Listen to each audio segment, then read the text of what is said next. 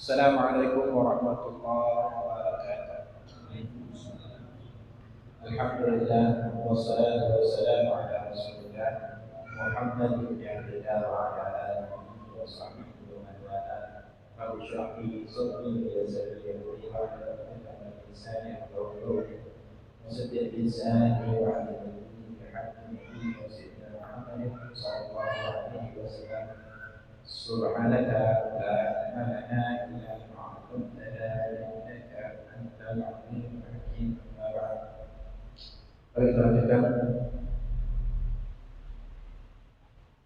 kajian dalam kitab Masail Dunia wal Wasiyah yang dikarang oleh Habib Allah bin Amr. Minggu kemarin sampai kajian pada penjelasan tentang beriman kepada Allah dan Qadar.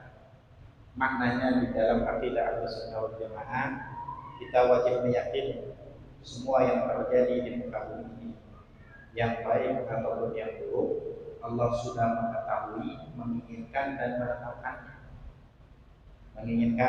menetapkannya. Akan tetapi hal yang positif dan itu bersifat taat, maka Allah meridhoinya. Akan tetapi hal yang negatif dan itu dosa yang diharamkan, yang tidak diridhoi Allah, maka Allah tidak meridhoinya. Disinilah akan dihisab oleh Allah Subhanahu wa Ta'ala, karena Allah berikan kemampuan untuk manusia untuk bisa memilih berbuat baik ataupun berbuat jelek. Ini tengah-tengah dari mazhab Qadariyah ataupun Jabariyah. Kemarin sudah kita jelaskan. Kemudian lanjutan pembahasannya,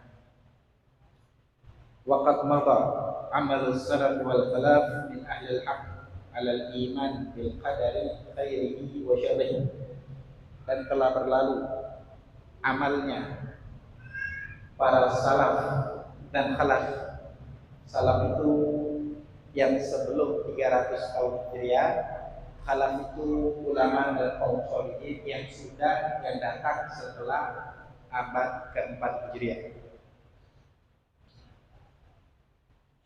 Min ahlil haq,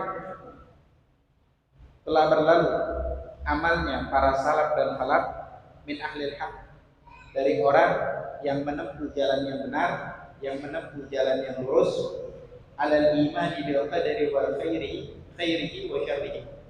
Mereka mengimani, mempercayai secara zahir dan batin bahwasannya semua takdir yang terjadi, qada, ketetapan Allah yang belum terjadi, yang sudah tertuliskan, yang baik dan yang jelek, itu semuanya datang dari Allah dengan rincian. Kita katakan walaupun Allah menciptakan maksiat, cuman Allah tidak meridainya dan melarang umatnya, hambanya untuk melakukan maksiat. Allah menciptakan taat dan Allah perintahkan melalui siapa? Melalui lisan nabinya dan di dalam ayat-ayat Al-Quran. Jadi beginilah cara mengimani bil qada wal qadar. Baik. Wa aqada ijma'uhum rahmatullahi alaihim. Dan mereka telah bersepakat secara ijma' rahmatnya Allah kepada mereka ala dzalika, atas ketetapan tersebut, atas rincian tersebut. Wa alal imsak anil ihtijaj bil qada wal qadar inda tarkil amri wal ityanin nahi. Dan mereka menahan untuk tidak berhujjah, menjadikan alasan qada dan qadar ketika dia meninggalkan sesuatu yang diperintahkan atau yang diwajibkan atau sesuatu yang dilarang, apalagi yang bersifat haram. Mereka tidak pernah berhujjah, mengatakan ya mau gimana lagi, ini kan sudah takdir, itu yang diharamkan, tidak dibolehkan. Dan mereka tidak menyimpulkan seperti itu. Kita katakan tidak fair ketika keberhasilan dirinya di dalam karir, di dalam dunia dan yang lain, dia pasti menisbatkan kepada dirinya. Ini melalui susah payah dan jerih payah. Mereka tidak pernah mengatakan itu takdir dari Allah Subhanahu wa Ta'ala. Ini tidak konsisten. Ini merendahkan daripada Allah dan Alhamdulillah Kata Nabi, idza dzukira qada fa amsiku. Apabila perkara takdir disebutkan, maka berhati-hatilah, direm, jangan terlalu lancar untuk berbicara tentang takdir. Ini adalah perbuatan Allah yang tidak ada satupun yang mengetahui, tidak ada satupun yang bisa menghakimi. Kemarin dalam Al-Quran, la yus'alu amma yuf'al. Allah itu tidak akan pernah ditanyakan apa yang Allah lakukan. Wa hum yus'alun, manusia semua yang dia lakukan akan dipertanyakan dan dihakimin oleh Allah. Allah tidak ada yang menghakimi. Jadi jangan terlalu lancar untuk memperbincangkan apa yang Allah lakukan. Baik. Kecuali batas yang Nabi anjurkan, yang Nabi beritahukan melalui lisan nabinya sallallahu alaihi wasallam. Kemudian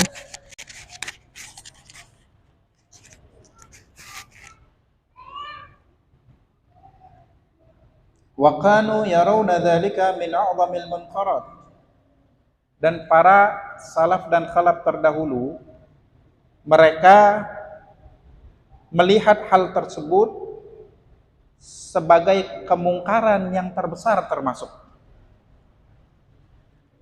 A'nil ihtijaj bi amril qadri indal qadari indartikabil maharim wa tarkil wajibat, yaitu orang menjadikan alasan perihal takdir ketika dia melakukan hal yang diharamkan atau meninggalkan yang diwajibkan. Ya gimana lagi, udah takdir. Ya udah ditakdirkan, mau gimana lagi, aku nggak bisa menentang takdir. Hati-hati. Bahkan mereka mengatakan, fa in kunta min ahlil haq faqtadi bihim. Kalau kalian termasuk orang yang berjalan di jalan yang lurus, mengikuti orang-orang yang lurus, para salaf dan khalaf terdahulu dari kaum solihin, maka ikutin jalan mereka, ikutin langkah mereka, ikutin pola pikir mereka, imani apa yang menjadi keyakinan mereka.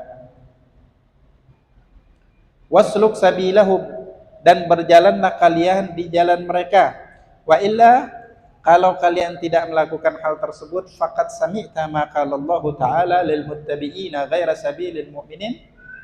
Kalian telah mendengar apa yang Allah ucapkan bagi orang-orang yang mengikuti selain jalannya kaum yang mukminin, kaum yang beriman dengan keimanan yang sebenar-benarnya, dengan keimanan yang kuat, orang-orang para kaum salihin, salaf dan khalaf terdahulu. Wasma'hul an, kalau itu terlewatkan dari kalian atau kalian tidak ngeh dan tidak paham maknanya, maka dengarkanlah sekarang. Qala Allah Ta'ala berfirman, wa may yushaqiqir rasula, barang siapa yang tidak percaya, yang menyelisihi Rasul, min ba'di ma tabayyana lahul huda, setelah jelas untuk mereka kebenaran, wa yattabi' ghaira sabilil mu'minin, dan mereka mengikuti jalan dan langkah selain langkah dan jalan kaum mukminin, nuwallihi ma tawalla,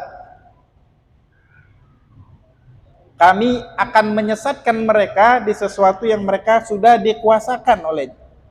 Wa nuslihi jahannam, ujungnya kami akan menyampaikan mereka ke dalam jahannam. Wa sa'at masira, dan jahannam adalah seburuk-buruknya tempat. Baik, dirajakan apa yang datang dari Nabi ikutin. Jadi pola pikir itu diganti. Jangan dari sosmed, dari ucapan-ucapan yang bagus semua diikutin. Dan pola pikirnya berubah seiring berubahnya ungkapan dan kata-kata yang keluar dari mulut-mulut orang yang tidak beriman kepada Allah dan Rasulnya, bahkan atau ahlil maksiat. Ucapan Nabi dan Allah Subhanahu wa Ta'ala dikesampingkan oleh dirinya. Padahal semua ketetapan yang terjadi di dalam dirinya dan yang telah terjadi dan yang akan terjadi sudah disuratkan oleh Allah. Allah sebagai sutradara untuk itu semua. Dan Allah jelaskan jalan kebaikan melalui firman-Nya, melalui hadis Rasul-Nya. Tinggal dibaca, dipelajari, dipahami dengan pemahaman yang benar dan ikutin, amalkan. Setelah beramal, Imam Al-Haddad mengatakan kemarin, jangan angkuh, jangan sombong, jangan merasa dirinya memiliki sesuatu. Alladzina yu'tuna ma ataw wa qulubuhum wajilah. Dalam Quran kemarin dijelaskan orang-orang yang mereka itu menginfakkan, mensedekahkan apa yang mereka keluarkan, yang mereka sedekahkan, wa qulubuhum wajilah. Cuman hatinya merasa takut. Sayyidatuna Aisyah kaget, ini ngapa nih orang berbuat baik kok takut? Apakah mereka penzina, peminum khamar dan yang lain, ataupun apakah mereka pencuri? Kata Nabi, enggak. Mereka itu orang yang beriman, kuat keimanannya, orang soleh. Dan begitulah cara orang soleh, ketika beramal soleh, dia pun takut amalnya tidak diterima oleh Allah Subhanahu wa Ta'ala. Tidak ada tempat untuk ujub, rasa bangga atas apa yang dia lakukan. Dia meyakini segala sesuatu itu dimudahkan oleh Allah Subhanahu wa Ta'ala. Ayat yang selanjutnya bakal datang. Baik. Nah ini keyakinan kaum mukminin. Tsumma alam, kemudian ketahuilah, rahimakallah, semoga Allah merahmatin kalian, annahu la yajuz wa la yasihhu lil mu'min, sesungguhnya tidak dibenarkan, tidak dibolehkan untuk seorang mukmin an ya'taqida fi nafsihi, berkeyakinan di dalam dirinya, annahu la haraja, bahwasannya tidak mengapa, wala junaha alaihi, tidak berdosa untuk dirinya, idza taraka wajiban, apabila dia meninggalkan sesuatu yang diwajibkan oleh Allah, dalam makna yang luas. Seorang suami bersikap kasar kepada istrinya, sebaliknya istri bersikap kasar kepada suaminya, maka diharamkan oleh Allah. Begitu juga anak kepada orang tuanya lupa untuk mengingatkan anaknya melakukan sholat dan mengajarkan dasar-dasar agama dari dia umur 7 tahun, itu akan dihisab. Orang yang berburuk sangka kepada saudaranya muslim, apalagi tetangganya, apalagi keluarganya, orang yang memutuskan tali silaturahmi, orang yang bersifat dengki, iri hati kepada orang yang dia tidak sukai, kepada saudaranya muslim dan yang lain sebagainya, ini adalah dosa. Kalau dia menganggap hal ini sesuatu yang baik biasa, nggak kena dosa. Hati-hati, hati-hati. Indartikabil maharim wa tarkil wajibat, ketika dia melakukan hal yang diharamkan, dan juga wala junaha alaihi taraka wajiban aw fa'ala muharram, kalau dia meninggalkan yang diwajibkan dan melakukan yang diharamkan, li'annal qadara ghalibun lahu wa sabiqun alaih, alasannya seperti yang kita katakan tadi, karena ini gimana aku bisa menentangkannya, kan sudah ditakdirkan oleh Allah, kan sudah ditakdirkan oleh Allah. Kemarin hujjahnya ini tidak bisa dibenarkan, tidak bisa dibenarkan, karena kalau ditanya, oke, habis ini apa yang ditakdirkan oleh Allah kepadamu? Nggak tahu. Kok nggak tahu? Harusnya tahu dong, supaya engkau bisa menjadikan hujjah. Kalau nggak tahu berarti itu berasal dari dirimu, ikhtiarmu, pilihanmu, maka dosa dan pahala akan ditimpakan kepada dirimu. Kedua yang tadi tidak fair. Kalau hal-hal yang baik, dia pasti disebutkan kepada dirinya. Ini adalah jeripayahku, ini hasil dari buah karyaku, dan yang lain sebagainya. Ketika yang jelek-jelek baru nyalakan takdir. Hati-hati. Apa dikatakan oleh ulama? Tsumma idza sadara minhu fi'lun aw tarkun la yaradallahu bihi. Kalau dia ada keyakinan seperti itu, kemudian dia lakukan suatu perbuatan yang diharamkan, meninggalkan sesuatu yang diwajibkan, yang Allah tidak ridha akannya, fa in ihtajja bil qadari ala iqamatil udhri li nafsihi wa huwa bagin ala al ikhtiyar wa tamyiz. Kemudian dia membuat alasan, menjadikan takdir sebagai alasan dia melakukan itu, ala iqamatil udhri li nafsihi, supaya dirinya itu diberikan udzur. Yang mau dilakukan udzur itu kan udah takdir gitu. Wa huwa bagin ala al ikhtiyar wa tamyiz, sedangkan dia itu masih memiliki pilihan. Beda orang yang gila, beda orang yang terpaksa dengan kriteria yang disebutkan di dalam oleh ulama di dalam kitabnya. Seperti di dalam kitab di bab puasa, orang makan boleh kalau dipaksa. Dipaksa bagaimana? Kalau nggak makan diberhentikan dari pekerjaan, bukan paksaan itu. Ardullahi wasi'ah fatuhajiru fiha. Bumi Allah luas, kerjaan bukan di situ aja. Kalau nggak kasih rezeki kamu di situ aja. Berusahalah di tempat yang lah, bukan itu paksaan. Jangan buat-buat sendiri. Paksaan itu harus versi ulama. Kalau ini dikembalikan ke versi setiap umat, bakal hancur agama ini. Membuat versi seenak. Jadi, kalau dia ditodongkan pistol, kalau engkau tidak makan, akan aku bunuh. Dan orang ini kalau ngomong, tidak pernah main-main. Dan dia tidak memberikan pilihan. Kalau dia kasihkan pilihan, makan atau bayar 100 juta, dia pilih makan, batal puasanya. Dan haram. Kalau dia milih untuk bayar 100 juta, atau itu nggak batal karena nggak makan. Keadaan kedua, kalau orang ini tidak ada pilihan lain dan dia makan, nggak batal. Selagi, jadi ada ancaman serius yang pasti akan dikabulkan. Pasti akan dilakukan oleh pengancam, sang pengancam. Nah ini nggak ada ikhtiar untuk dirinya, nggak ada pilihan, maka tidak batal dan dia tidak berbuat dosa ketika makan di bulan Ramadan. Seperti saudara muslim kita di sebagian tempat yang mayoritas kafir, di bulan puasa dipaksa mereka makan dan minum, ditodong mereka dengan senjata laras panjang. Apa-apa mereka makan dengan senang hati. Mereka tidak batal puasanya. Karena tidak ada lahul ikhtiyar. Dan tidak semua kejadian serupa hukumnya sama. Karena semua hukum ada di kitab fikih. Ulama membahas illah, penyebab dan yang lain sebagainya. Baik. Dari sini mau dijelaskan. Tidak adil dia ngomong seperti itu. Bahwasanya ini alasannya takdir. Padahal pilihan ada di tangan dia. Dan dia masih ada tamyiz. Kecuali dia dalam keadaan gila. Dia dalam keadaan pingsan, tidak ada pilihan. Kalau dalam keadaan mabuk dan mabuknya disengaja, maka tetap dosa. Karena awalnya dia berbuat dosa. Apapun yang dilakukan dalam keadaan tidak sadar, maka tetap dosa. Kalau ketidaksadarnya itu dibuat dengan melakukan hal yang diharamkan. Kalau dia tidak sengaja mabuk, dimainkan oleh temannya, dibilang minuman biasa, taunya minuman beralkohol, akhirnya dia mabuk berat. Dia mengucapkan hal-hal yang murtad pun dia nggak murtad. Mengucapkan hal-hal yang diharamkan tanpa kesadaran dia, dan ini tidak sengaja dia buat, maka tidak haram. Ini keputusan ulama. Akan tetapi, kalau dia melakukan hal yang dilarang, baik itu meninggalkan yang wajib, melakukan yang haram, dengan kesadaran dia sepenuhnya, maka ini tidak fair untuk mengatakan itu sudah ditakdirkan kepada dirinya, karena dia belum tahu sebelum melakukan itu ditakdirkan atau tidak. Faqad ihtamala buhtanan wa itsman mubina. Orang ini telah mendapat kemurkaan dari Allah dan mendapatkan dosa yang begitu nyata. Wa qad khasyitu, dan aku takutkan, an takuna hadhil baliyah qad dabbat ila an-nas min al-mansubi ila al-ilmi was-salah. Dengarin ini ya. Dan aku takutkan musibah ini, bala ini telah menyerang kebanyakan manusia, telah menginfeksi virus ini ke banyak manusia yang dia itu dinisbatkan orang yang alim dan orang yang soleh. Orang lain menganggap dia orang yang alim dan orang yang soleh. Fadlan an ghairihim min amatil muslimin. Apalagi orang yang lain yang awam, nggak ada ilmu, bukan orang soleh, nggak berilmu, nggak gemar beramal ibadah.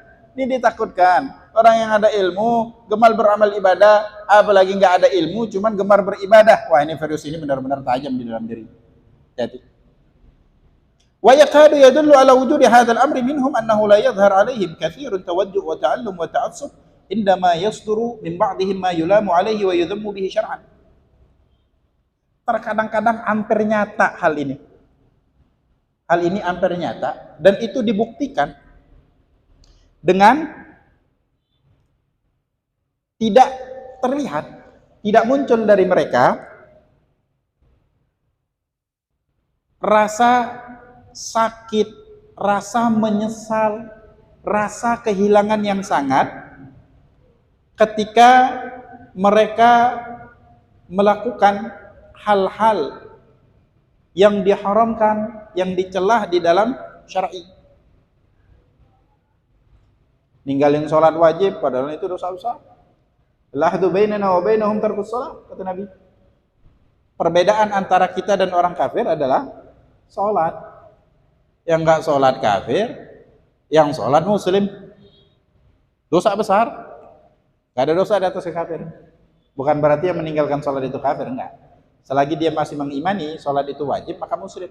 Kalau dia tidak menyatakan lagi sholat itu wajib, ada di dalam Al-Quran. Al-Quran itu rukun iman yang ketiga, mempercayai segala dalam Al-Quran, maka dia murtad tanpa diragukan lagi.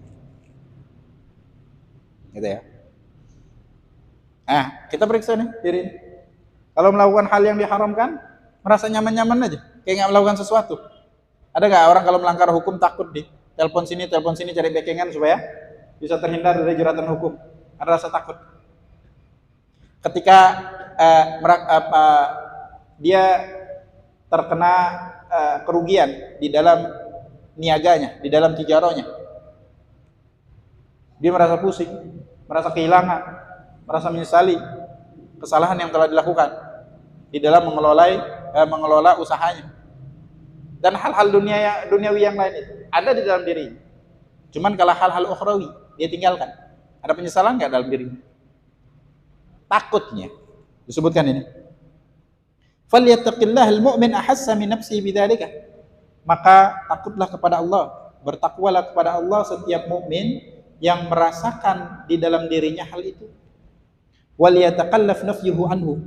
Wajib dia paksakan, dia upayakan dirinya untuk menafikan hal-hal tersebut. Mulai biasakan, kalau nggak baca Quran hari ini ada yang kurang, sedih. Kalau nggak sholat sunnah ada yang kurang, sedih. Kalau nggak sedekah ada yang kurang, sedih. Kalau habis caci maki orang lain, dendam kepada orang lain, nganggap orang lain hina, sedih dia. Kenapa aku hina banget di hadapan Allah? Karena melakukan hal-hal yang dia larang. Munculkan, biasakan.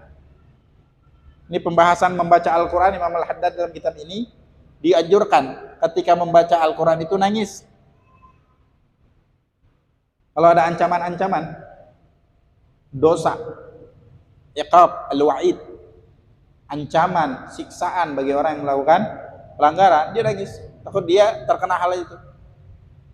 Kalau dia tidak biasa, maka biasakan awal-awal pura-pura nangis sampai dia menjiwai. Sayyidina Abdullah bin Umar bin Khattab ketika tahajud, dia mengulangi satu ayat berjam-jam sampai terbit matahari dan nangis dia, larut di dalam hal itu. Ketinggalan sholat subuh karena hal ini.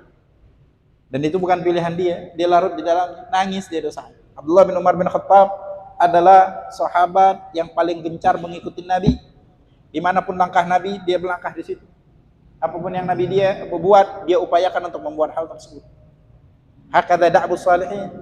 Beginilah para salihin, mereka beramal, mempunyai pola pikir yang sehat, keluar darinya amal-amal yang natural, tidak dipaksakan. Nah, kalau kita belum mempunyai hal itu, prosesnya tidak begitu instan, harus kita paksakan terus. Nabi ketika pulang dari perang Khandaq, perang Parit, itu termasuk perang yang paling melelahkan yang dijalani oleh Nabi dan para sahabat. Karena baru pertama jumlah pasukan Quraisy dan koalisi Arab menyampai 10.000 orang. Gak pernah di dalam sejarah peperangan Arab itu sampai pasukannya sedemikian rupa. Dan ini diinisiasi oleh orang Yahudi yang mereka kecewa karena diusir oleh Nabi, dikarenakan mereka melanggar piagam Madinah yang telah disepakatin bersama dan membahayakan kaum muslimin. Di sana Nabi dihisar. Nabi diisolasi dan para sahabat di kota Madinah nggak bisa keluar dikarenakan ada parit yang begitu dalam, dan kaum musyrikin pun nggak bisa masuk dari situ. Akhirnya karena udara dingin, kalau musim dingin itu cepat laparnya dan stok makanan menipis, dan zaman dulu gak banyak makanan instan yang bisa disimpan dalam waktu yang lama, biasanya per hari, hampir sebulan lebih. Nabi dihisar, Nabi berdoa bersungguh-sungguh pada Allah untuk dilepaskan embargo itu. Hari Senin Nabi berdoa nggak dapat. Hari Selasa nggak diijabah. Nabi berdoa itu mengangkat tangannya begitu tinggi sampai kalau nggak pakai baju yang kelihatan ketiaknya bakal kelihatan ketiaknya. Nabi pakai baju gamisnya longgar, jadi kelihatan ketiaknya yang bersih. Kecuali dalam dua keadaan, setelah berwudu dan setelah ketika dalam keadaan yang begitu genting. Di perang Uhud Nabi berdoa seperti ini, di perang Badar Nabi berdoa seperti ini, sama berdoa. Di hari Selasa nggak diijabah. Nabi ulangin doa tersebut di hari Rabu antara zuhur dan asar. Yang meriwayatkan hadis ini Sayyidina Jabir bin Abdullah, tidaklah aku membutuhkan hajat yang begitu penting kecuali aku tunggu hari Rabu setelah zuhur untuk berdoa kepada Allah dan aku selalu mendapatkan ijabah apa yang aku minta kepada Allah Subhanahu wa taala. Setelah pulang dari situ, diijabah doanya, Allah kirimkan angin yang begitu kencang memporak-porandakan tenda-tenda Quraisy dan para koalisi lainnya. Sebagian telah menarik diri, Quraisy masih bersikukuh untuk tinggal di sana. Setelah semuanya hancur, baru kebanyakan mereka pergi, akhirnya mereka kembali ke kota Mekah dan kotanya masing-masing tanpa membawa apapun. Nabi kembali ke rumahnya, baru aja mau taruh pedang, kata malaikat Jibril, wahai Muhammad, malaikat di zaman Nabi tidak pernah ikut berperang kecuali di zaman Nabi Muhammad sallallahu alaihi wasallam, karamatan, tasyrifan wa ta'ziman bin Nabi sallallahu alaihi wasallam, untuk kemuliaan yang Allah berikan kepada Nabi Muhammad sallallahu alaihi wasallam.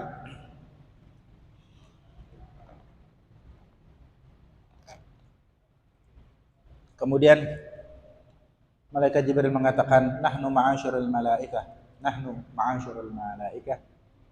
ma wada'na silah. Kami tidak menurunkan senjata kami. Allah memerintahkan engkau langsung ke Bani Quraidah, Yahudi yang tersisa yang melakukan pengkhianatan kepada piagam Madinah pada saat itu. Ini sangat melelahkan kepada Nabi dan para sahabat. Nah, Nabi pada saat itu ketika sahabat sudah siap, Nabi mengatakan raja'na min jihadil asghar ila jihadil akbar. Setelah pulang dari perang Parit, Nabi mengatakan kepada sahabat, kita pulang dari perang yang kecil menuju perang yang besar. Kaget sahabat, yang kecil aja begini udah hampir mati kita, udah lemas, ancaman dari mana-mana, gimana jihad yang besar? Sahabat nanya, kata Nabi, jihadun nafas, berjihad menundukkan hawa nafsu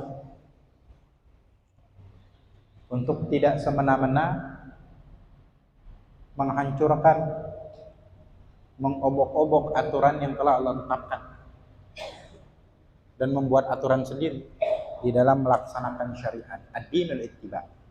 Agama ini mengikuti Nabi dan para kaum salihin. Makanya diletakkanlah kitab tasawuf ini sebagai tahu kita bagaimana cara melangkah yang baik dan benar. Baik.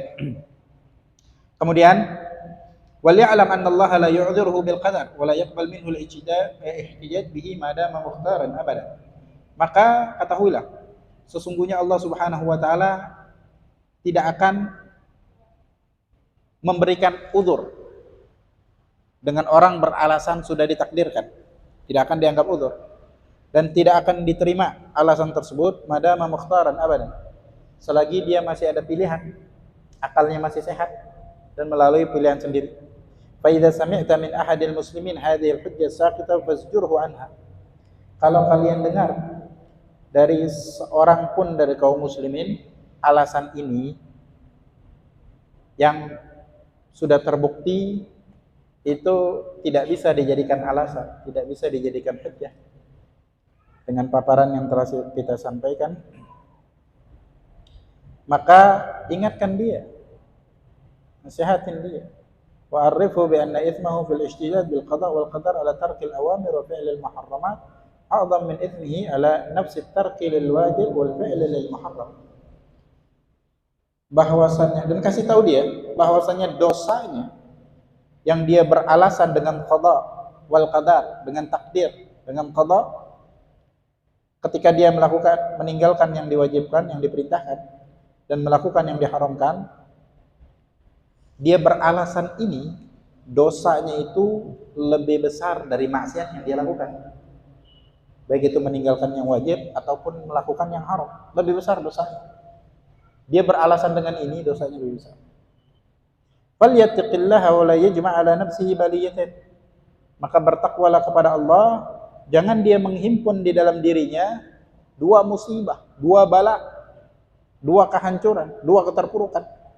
Wa yaquduhu ila sakhati rabbih min jihatin. Maka hal tersebut akan menyeret dia kepada kemurkaan Tuhannya dari dua arah. Ini ya, nggak boleh. Ketika buat salah, beralasan sudah takdir. Dan tanda-tanda kita tidak beriman dengan qada dan qadar yang benar, tadi dikatakan, ketika melakukan yang haram, biasa aja dia. Ketika kehilangan hal-hal yang duniawi, dia merasa benar-benar down dan kehilangan. Hati-hati. Ini adalah suatu pertanda. Maka biasakan diri. Kalau melakukan yang haram itu ada penyesalan. Walaupun kecil, lama-kelamaan kalau konsisten diharapkan itu yang besar. Lama-lama dia ketinggalan sesuatu yang disunahkan pun merasa ada yang hilang dalam dirinya, ada yang kurang, ada yang rugi di dalam diri. Wa amma dzikrul qada wal qadar wa tadhkir bihi inna syada'id wal balaya wal masaib fala ba'sa bi. Adapun kalau dia itu mengingat-ingat perkara qada dan qadar, wa tadhkir bihi, dan mengambil ibrah, mengambil hikmah dengannya. Ketika bala dan musibah itu datang menimpah dirinya, wa huwa ihtijaj ala nafs wa laysa ihtijajan laha.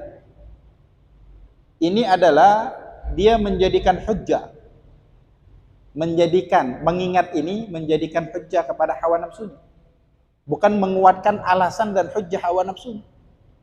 Dia mengatakan, ya Allah, aku hari ini nggak bisa kerja gara-gara sakit, nggak dapat upah, rugi.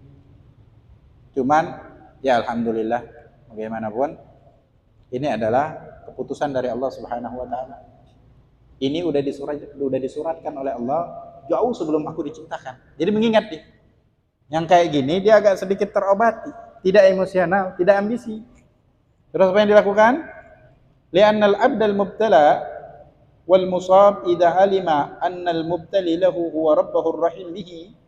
Karena seorang hamba yang terkena musibah, yang terkena cobaan oleh Allah, apabila dia mengetahui bahwasannya yang menurunkan cobaan itu adalah Tuhannya yang Maha Rahim, yang Maha Kasih kepadanya, dengan cobaan itu bentuk kasih sayang Allah. Innallaha idza ahabba abdan ibtalahu.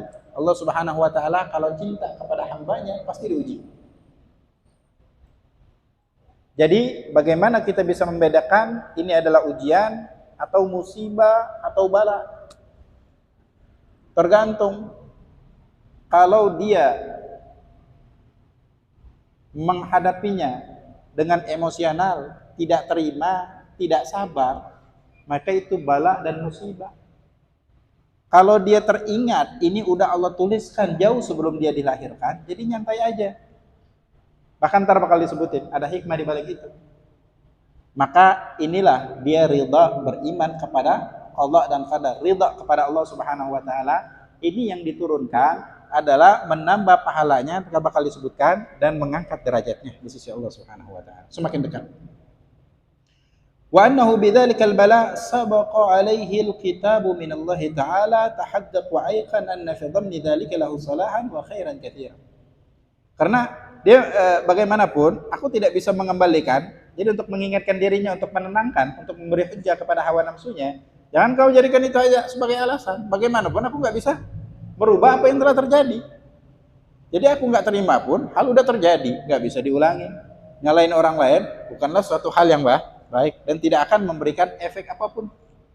Malahan efek negatif, orang semakin kontra kepada dia, tidak suka kepada dirinya. Yang paling bagus adalah beriman kepada qada dan qadar dengan cara yang benar. Meyakinin itu semua telah terjadi. Boleh rugi, sayang ya nggak dapat uang, cuman yakinkan yang ngasih duit itu Allah, bukan yang gaji kita.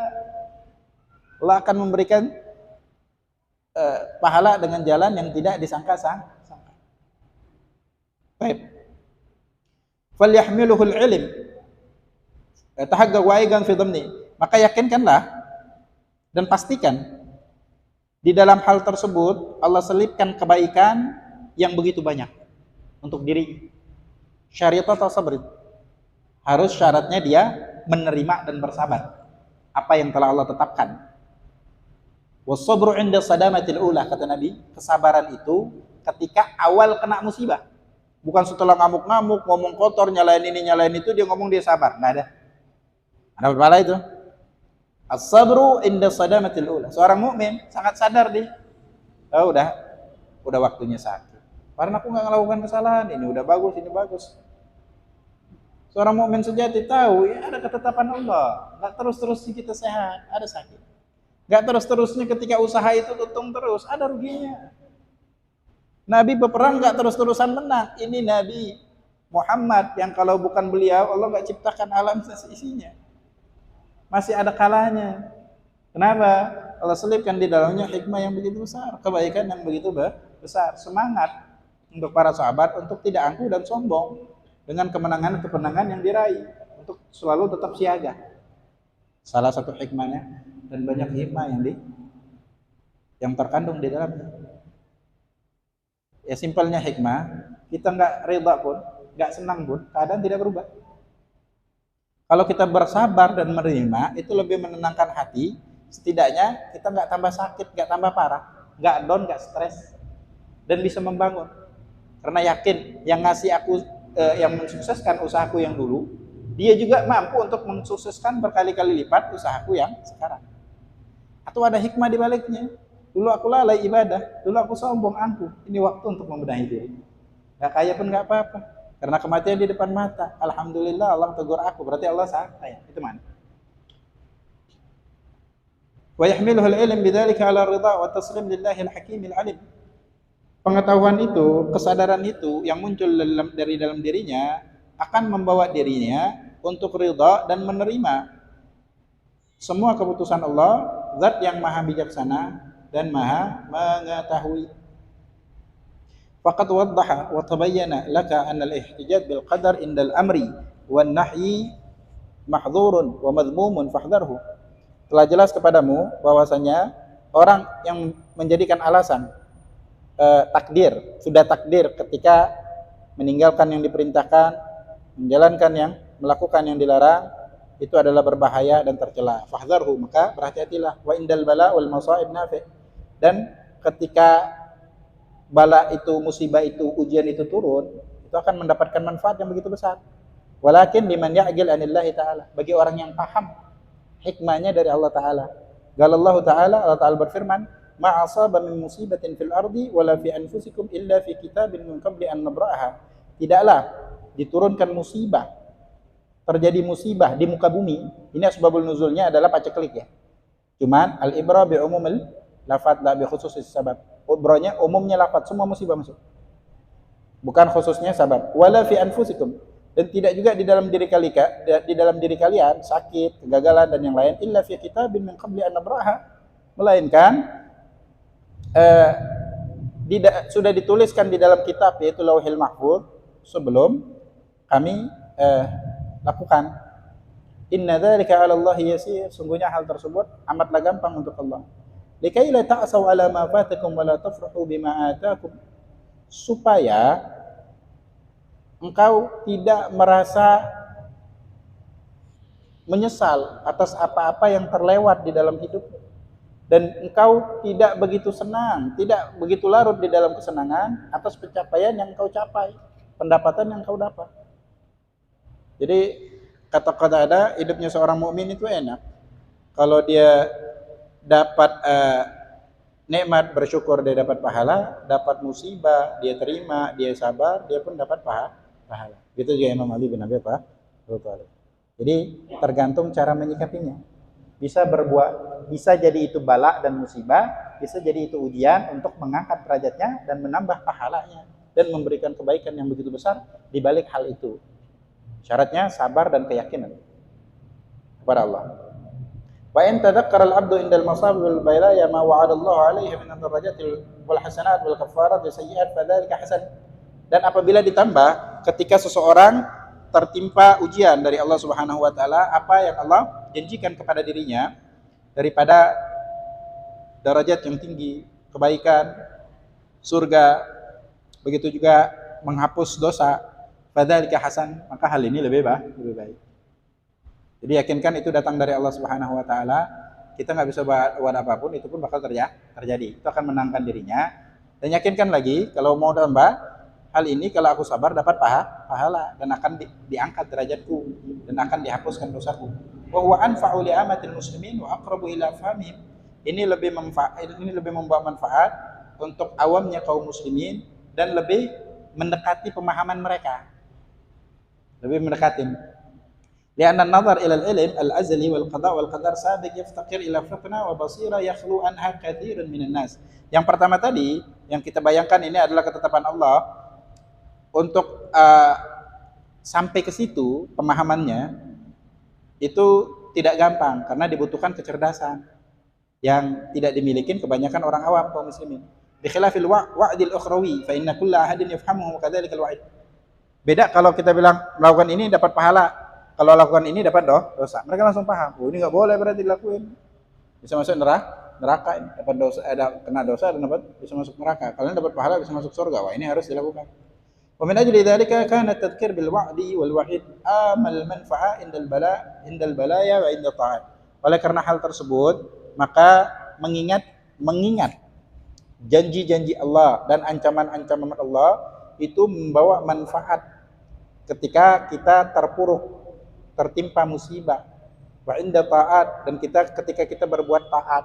Yakinkan itu Allah yang gampangkan, kita enggak ada la haula wala quwwata illa billah. Kalau dosa kita enggak bisa. Supaya kita enggak sombong dan belum tentu diterima seperti kita lakukan. Wa indal ma'asi wa ghairi dzalik. Begitu juga ketika berbuat maksiat dan hal yang lain. Wa li hadza tara kitabillahi ta'ala wa sunnat rasulih sallallahu alaihi wasallam mashhunina bi dzikril wa'di wal wa'id. Oleh karena itu, kalian melihat di dalam kitabnya Allah, dalam Al-Qur'an, di dalam hadis dipenuhi dengan mengingatkan janji Allah, yaitu surga dan pahala, dan ancaman Allah, yaitu dosa dan neraka. Wal wa'di wa tadhkir bihima, dan Allah memberikan mau'izah, mengingatkan dengan kedua hal tersebut. Fafham hadhil jumlah wa ta'ammalha tursyid. Maka pahamilah kalimat-kalimat ini, pahamilah paparan-paparan ini dan maknai, maka engkau akan mendapat petunjuk. Wa tawakkal 'ala Allah innallaha yuhibbul mutawakkilin, dan bertawakallah kepada Allah, sesungguhnya Allah mencintai orang-orang yang bertawakal. Wala haula wala quwwata illa billahil aliyyil azim. Tidak ada daya dan upaya melainkan dari Allah Subhanahu wa taala. Allah Subhanahu wa taala alam. Assalamualaikum warahmatullahi wabarakatuh.